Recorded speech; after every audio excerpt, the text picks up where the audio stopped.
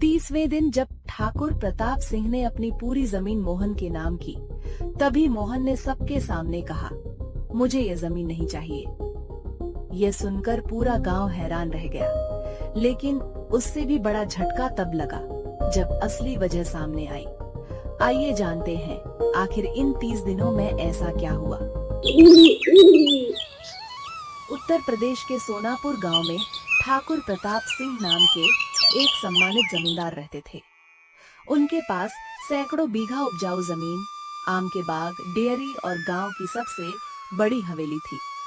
लेकिन उनकी सबसे बड़ी चिंता उन दौलत नहीं, बल्कि उनके 2 बेटे थे, बड़ा बेटा राघव और छोटा बेटा मोहन। दोनों एक ही घर में पले बढ़े थे, लेकिन दोनों की सोच बिल्कुल अलग थी। राघव बचपन से ही चालाक था। अगर उसे 2 मिठाइयां मिलती तो वह किसी बहाने मोहन की मिठाई भी अपने पास कर लेता। अगर कोई मजदूर गलती कर देता तो वह उसे सबके सामने अपमानित करता। उसका एक ही विश्वास था, दुनिया में वही जीतता है जिसके पास सबसे ज्यादा पैसा हो। उधर मोहन बिल्कुल अलग था। वह खेतों में मजदूरों के साथ बैठकर खाना खा लेता। अगर किसी किसान के बैल बीमार हो जाते तो वह खुद जाकर उनकी मदद करता। उसकी माँ हमेशा कहा करती थी, बेटा, पैसा कमाना आसान है, लेकिन लोगों का भरोसा कमाना सबसे मुश्किल काम है। मोहन ने यह बात हमेशा अपने दिल में बसा ली। एक दिन दोनों भाई खेतों का निरीक्षण कर रहे थे। राघव ने देखा कि एक बूढ़ा किसान धूप में बेहोश होकर गिर पड़ा है। राघव ने गुस्से में कहा, काम करने आया है या आराम करने? वह बिना रुके आगे बढ़ गया, लेकिन मोहन तुरंत दौड़कर उस किसान के पास पहुंचा। काका, क्या हुआ? तबीयत तो ठीक है? बेटा, सुबह से कुछ खाया नहीं, चक्कर आ गया। मोहन ने तुरंत अपना टिफिन खोलकर उनके सामने रख दिया। पहले खाना खाइए, काम बाद में होगा। दूर खड़े ठाकुर प्रताप सिंह यह सब देख रहे थे। उन्होंने कुछ नहीं कहा, लेकिन उनके चेहरे पर गहरी सोच साफ दिखाई दे रही थी। उस रात ठाकुर प्रताप सिंह हवेली की छत पर अकेले बैठे थे। उनके हाथ में अपनी वसीयत के कागज थे। वे धीरे धीरे बोले, अगर मैंने पूरी जायदाद राघव को दे दी तो वह इसे बर्बाद कर देगा, लेकिन सिर्फ मोहन को दे दूं तो बड़े बेटे के साथ अन्याय होगा। नहीं, पहले मुझे दोनों की असली परीक्षा लेनी होगी। अगली सुबह पूरे घर में खबर फैल गई कि ठाकुर साहब दोनों बेटों को दरबार हॉल में बुला रहे हैं। दोनों भाई समय पर पहुंच गए। ठाकुर प्रताप सिंह ने अपनी मेज पर रखे 2 लिफाफे उठाए। दोनों में 10,000 रुपए थे। राघव हैरानी से पूछता है, पिताजी, ये पैसे किस लिए? ठाकुर प्रताप सिंह मुस्कुराए। आज से तुम्हारी परीक्षा शुरू होती है। दोनों भाई एक दूसरे का चेहरा देखने लगे। इन 10-10 हजार रुपयों का इस्तेमाल करके तुम्हें अपनी मेहनत से कमाई करनी है। चाहे व्यापार करो, चाहे ठेला लगाओ, चाहे दुकान खोलो, लेकिन काम ईमानदारी का होना चाहिए। ठीक 30 दिन बाद तुम दोनों मेरे पूरे 10,000 रुपए मुझे वापस लौटाओगे, और साथ ही यह भी बताओगे कि इन पैसों से तुमने अपनी मेहनत से कितनी कमाई की। राघव मुस्कुराया। उसे लगा यह तो बहुत आसान परीक्षा है, लेकिन तभी ठाकुर प्रताप सिंह ने एक ऐसी बात कही जिससे दोनों गंभीर हो गए। याद रखना, मैं सिर्फ तुम्हारी कमाई नहीं देखूंगा, मैं यह भी देखूंगा कि तुमने वह कमाई किस रास्ते से की है। जिस बेटे ने लोगों का भरोसा जीता होगा, वही मेरी पूरी जायदाद का वारिस बनेगा। दोनों भाई हवेली से बाहर निकले। राघव मन ही मन हंस रहा था। लोगों का भरोसा, ईमानदारी, ये सब किताबों की बातें हैं। दुनिया सिर्फ पैसे से चलती है, देखना 30 दिन बाद जीत मेरी होगी। उधर मोहन सोच रहा था, अगर पिताजी ने मेहनत से कमाने को कहा है तो मुझे ऐसा काम करना चाहिए जिससे लोगों को खुशी भी मिले और मेरा सम्मान भी बढ़े।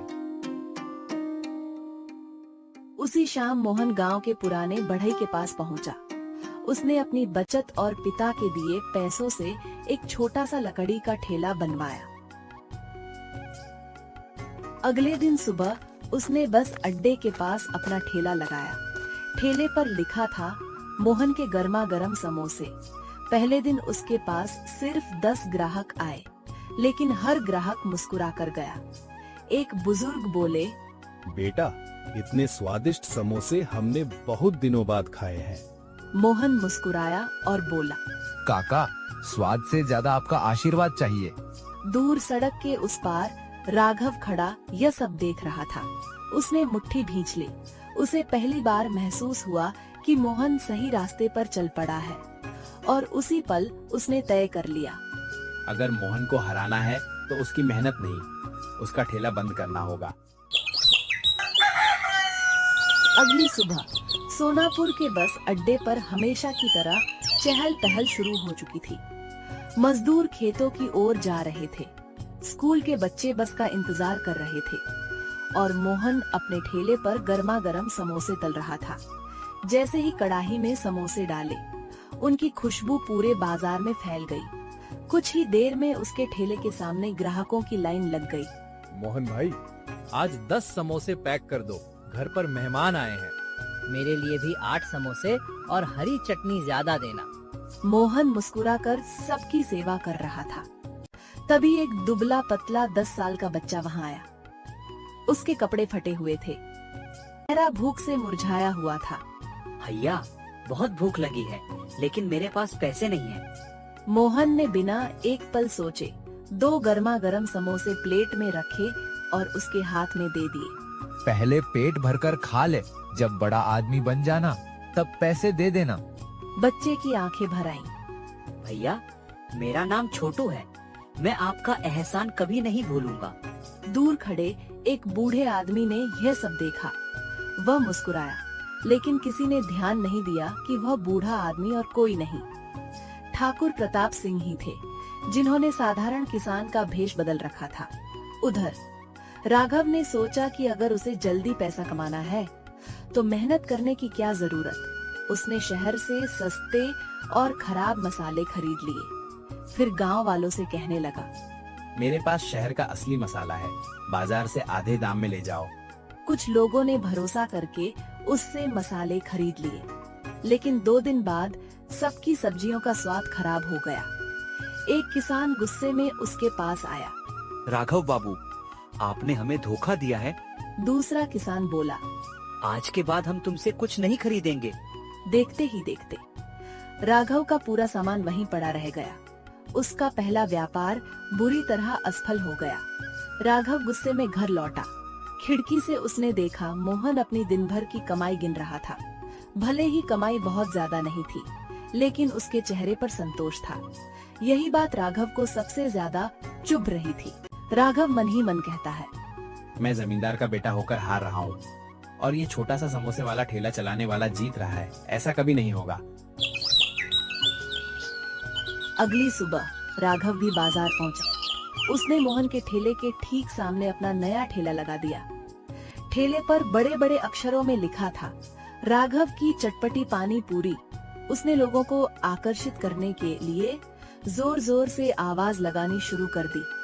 आइए आइए, एक प्लेट पानी पूरी खरीदिए, दूसरी बिल्कुल मुफ्त। कुछ बच्चे उसकी तरफ दौड़ पड़े, कुछ ग्राहक भी रुक गए। राघव मुस्कुरा दिया। उसे लगा उसकी चाल सफल हो रही है। लेकिन कुछ ही देर बाद लोग फिर से मोहन के ठेले की तरफ लौटने लगे। पानी पूरी बाद में, पहले मोहन के गर्मा गर्म समोसे खा लेते हैं। यह सुनकर राघव का चेहरा उतर गया।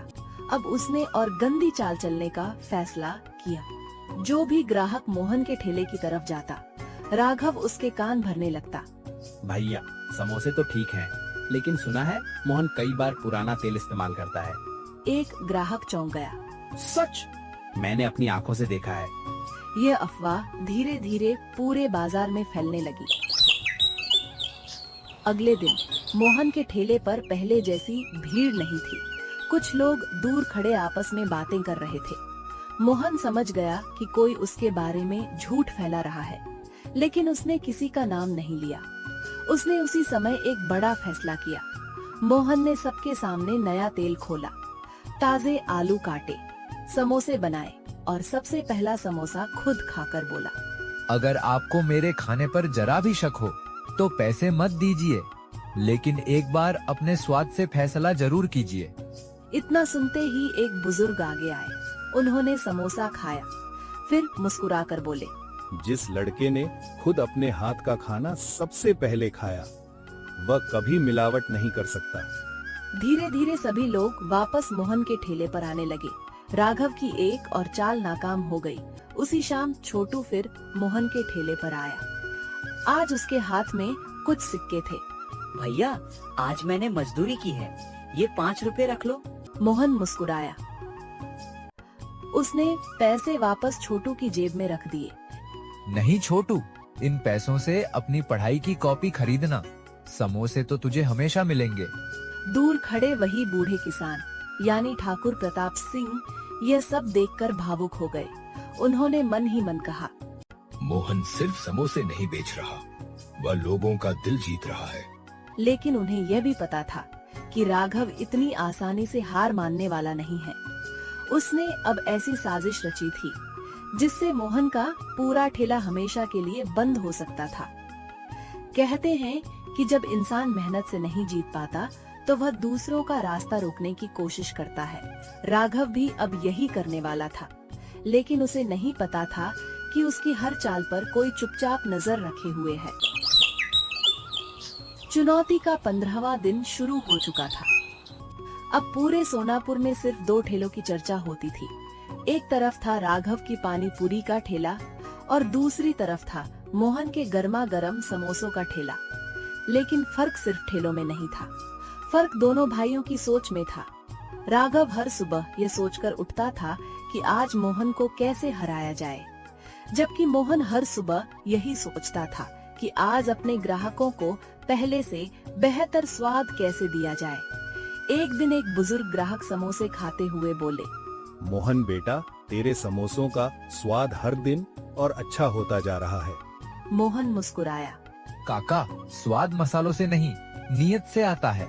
ये बात सुनकर आसपास खड़े लोग भी मुस्कुरा दिए, लेकिन सामने खड़ा राघव गुस्से से मुट्ठियां भींच रहा था।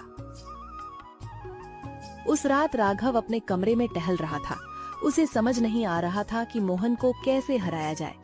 तभी उसका दोस्त भोलू वहां आया। क्या सोच रहे हो राघव? जब तक मोहन का ठेला चलता रहेगा, पिताजी मुझे कभी वारिस नहीं बनाएंगे। तो उसका ठेला ही बंद करवा दो। राघव की आंखों में चमक आ गई। अगली सुबह राघव नगर पंचायत के दफ्तर पहुंचा। उसने अधिकारियों से झूठ कहा, साहब, बस अड्डे के पास एक ठेला बिना अनुमति के चल रहा है, वहाँ गंदगी फैल रही है। अधिकारी बोले। अगर शिकायत सही निकली तो ठेला तुरंत हटवा देंगे। राघव मुस्कुरा दिया। उसे लगा इस बार मोहन बच नहीं पाएगा। दोपहर होते ही 2 पंचायत अधिकारी मोहन के ठेले पर पहुँचे। बाजार में हड़कंप मच गया। किसका यह ठेला? जी साहब, मेरा है। शिकायत मिली है कि तुम गंदगी फैलाते हो। मोहन शांत रहा। आप आराम से पूरी जांच कर लीजिए। अधिकारियों ने ठेला देखा। साफ बर्तन, ढका हुआ खाना, नया तेल, साफ पानी, सब कुछ नियमों के अनुसार था।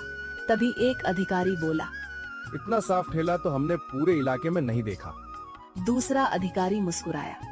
जिसने शिकायत की है उसने झूठ बोला है। यह सुनकर राघव का चेहरा उतर गया, लेकिन उसकी जलन अभी भी खत्म नहीं हुई थी। अगले दिन उसने एक और चाल चली। सुबह सुबह वह चुपके से मोहन के ठेले के पास गया और उसके समोसों के लिए रखे आलू की बोरी में मिट्टी मिला दी। फिर चुपचाप वहाँ से चला गया। कुछ देर बाद मोहन आया। जैसे ही उसने बोरी खोली, वह समझ गया कि किसी ने शरारत की है। भगवान, आज क्या करूं? उसी समय छोटू वहाँ आ गया। भैया, क्या हुआ? मोहन मुस्कुराया। कुछ नहीं, बस आज नए आलू लाने पड़ेंगे। मेरे पास थोड़े पैसे हैं। मोहन ने उसके सिर पर हाथ रखा। नहीं छोटू, तेरे पैसे तेरी पढ़ाई के लिए हैं। यह सब सामने बैठा वही बूढ़ा किसान देख रहा था। वह तुरंत मंडी गया, अपने पैसों से आलू खरीद कर लाया और चुपचाप मोहन के ठेले के पीछे रखकर चला गया। मोहन ने जब देखा तो उसे समझ नहीं आया कि यह किसने किया। उसने हाथ जोड़कर आसमान की तरफ देखा। भगवान आपका बहुत धन्यवाद। दूर खड़े ठाकुर प्रताप सिंह मुस्कुरा रहे थे। उधर राघव हैरान था। हर बार उसकी योजना कैसे असफल हो जाती है। उसे पहली बार शक होने लगा कि कोई मोहन की मदद कर रहा है। राघव मन ही मन कहता है, अब मुझे ऐसा वार करना होगा जिसके बाद मोहन कभी संभल ही न सके। उस रात राघव ने अपने दोस्त भोलू को बुलाया। दोनों बाजार से दूर पुराने कुएं के पास मिले। कल रात मोहन के ठेले के पहिए खोल देंगे। सुबह तक उसका ठेला सड़क पर नहीं पहुंच पाएगा। उस दिन उसके सारे ग्राहक मेरे पास आ जाएंगे। भोलू हंसते हुए बोला। इस बार जीत पक्की है। दोनों को बिल्कुल भी पता नहीं था कि कुछ दूरी पर खड़ा एक बूढ़ा आदमी उनकी सारी बातें सुन चुका था। उस बूढ़े ने अपनी पगड़ी ठीक की, हल्की सी मुस्कान दी और धीरे धीरे अंधेरे में आगे बढ़ गया। वह कोई साधारण बूढ़ा नहीं, ठाकुर प्रताप सिंह थे। अब उन्हें यकीन हो चुका था कि परीक्षा खत्म होने का समय आ गया है।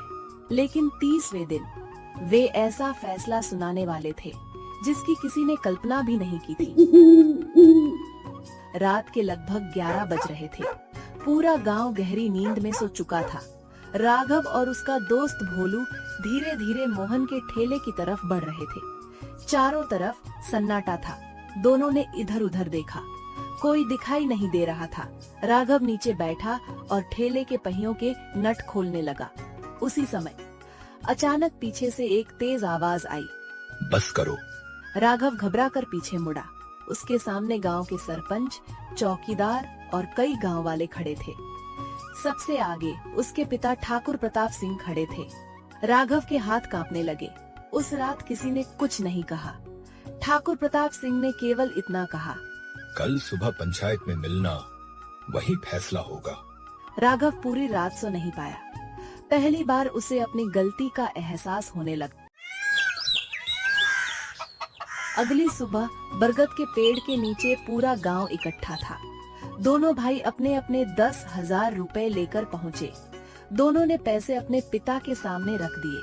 ठाकुर प्रताप सिंह ने दोनों लिफाफे उठाए और मुस्कुराए। तुम दोनों ने मेरी पहली शर्त पूरी कर दी। मेरे दिए हुए पूरे पैसे मुझे वापस मिल गए, लेकिन मेरी परीक्षा अभी खत्म नहीं हुई है। पूरा गांव एक दूसरे का चेहरा देखने लगा। पिताजी, आपने कहा था कि कमाई भी देखेंगे। हाँ बेटा, लेकिन मैं सिर्फ कमाई नहीं देख रहा था। मैं यह देख रहा था कि तुम दोनों इंसान के रूप में कितने बड़े बने। ठाकुर प्रताप सिंह धीरे धीरे आगे बढ़े। उन्होंने पूरे गांव की तरफ देखा और बोले, क्या तुम सब जानते हो, पिछले 30 दिनों में वह बूढ़ा किसान कौन था जो रोज कभी समोसे खाता था, कभी पानी पूरी? सब लोग हैरान रह गए। ठाकुर प्रताप सिंह ने अपनी नकली दाढ़ी और पगड़ी उतार दी। पूरा गांव आश्चर्य से खड़ा हो गया। गांव वाले एक साथ बोले, अरे ये तो ठाकुर साहब थे। ठाकुर प्रताप सिंह मुस्कुराए। हाँ, मैं ही था। मैंने देखा मोहन ने भूखे छोटू को मुफ्त में समोसे खिलाए। मैंने देखा जब उसका ठेला टूट गया तब भी उसने किसी पर शक नहीं किया। मैंने देखा उसने कभी किसी ग्राहक से झूठ नहीं बोला। और उन्होंने राघव की तरफ देखा। मैंने यह भी देखा कि राघव ने अपने ही भाई को हराने के लिए कितनी चालें चली। पूरे मैदान में सन्नाटा छा गया। राघव की आंखों से आंसू बहने लगे। वह धीरे धीरे अपने पिता के सामने घुटनों के बल बैठ गया। पिताजी, मुझसे बहुत बड़ी गलती हो गई। मैं जीतना चाहता था, लेकिन जीतने के चक्कर में इंसानियत ही हार गया। मैंने अपने ही भाई का बुरा चाहा। क्या आप मुझे माफ कर देंगे? ठाकुर प्रताप सिंह ने कहा। गलती हर इंसान से होती है, लेकिन उसे स्वीकार करने की हिम्मत बहुत कम लोगों में होती है। राघव रोते हुए मोहन की तरफ बढ़ा। मोहन, अगर हो सके तो अपने इस बड़े भाई को माफ कर देना। मोहन ने एक पल भी देर नहीं की। उसने राघव को गले लगा लिया। भैया, आप मेरे बड़े भाई हैं। अगर परिवार ही टूट जाए तो जीत का क्या फायदा? यह दृश्य देखकर पूरे गांव की आंखें नम हो गईं। ठाकुर प्रताप सिंह मुस्कुराए और अपनी वसीयत निकालकर बोले, आज मैं अपनी पूरी जायदाद मोहन के नाम करता हूँ, क्योंकि उसने सिर्फ पैसा नहीं, लोगों का भरोसा कमाया है।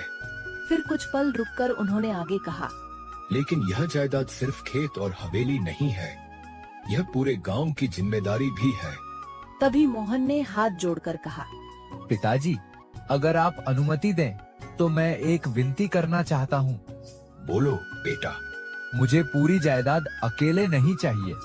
भैया ने गलती की है, लेकिन उन्होंने अपनी गलती मान ली। मैं चाहता हूँ कि हम दोनों मिलकर इस जायदाद और गांव की सेवा करें। ठाकुर प्रताप सिंह की आंखों में खुशी के आंसू आ गए। उन्होंने दोनों बेटों के हाथ एक दूसरे के हाथ में रख दिए। आज तुम दोनों ने मुझे सबसे बड़ा उपहार दिया है। जायदाद बांटने से परिवार टूटते हैं, लेकिन प्यार बांटने से परिवार बनते हैं। कुछ महीनों बाद बस अड्डे के पास एक बड़ा और सुंदर फूड कॉर्नर बन चुका था। बोर्ड पर लिखा था, 2 भाइयों का स्वाद, गर्मा गर्म समोसे और चटपटी पानी पूरी। अब राघव भी पूरी ईमानदारी से पानी पूरी बनाता था। जो ग्राहक पहले उससे नाराज थे, आज वही उसकी तारीफ करते थे। और छोटू, वह अब स्कूल जाने लगा था। शाम को स्कूल से लौटकर दोनों भाइयों की दुकान पर थोड़ी मदद करता और फिर पढ़ाई करता। उसकी पढ़ाई का पूरा खर्च दोनों भाई मिलकर उठाते थे। कहते हैं, दूसरों का रास्ता रोककर इंसान कुछ कदम आगे बढ़ सकता है, लेकिन मंजिल तक वही पहुंचता है जो अपने कदमों पर भरोसा करता है।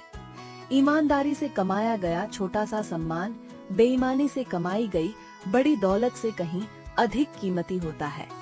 अगर आपको 2 भाइयों की यह प्रेरणादायक कहानी पसंद आई हो तो हमें कमेंट करके जरूर बताइए। और हाँ, अगर आप मोहन की जगह होते तो क्या राघव को माफ कर देते? अपनी राय नीचे कमेंट में लिखिए। वीडियो पसंद आया हो तो लाइक करें, अपने दोस्तों और परिवार के साथ शेयर करें और ऐसी ही दिल को छू लेने वाली कहानियाँ देखने के लिए हमारे चैनल को सब्सक्राइब करना और बेल आइकन दबाना बिल्कुल न भूलें। धन्यवाद। मिलते हैं अगली शानदार कहानी में। नमस्कार।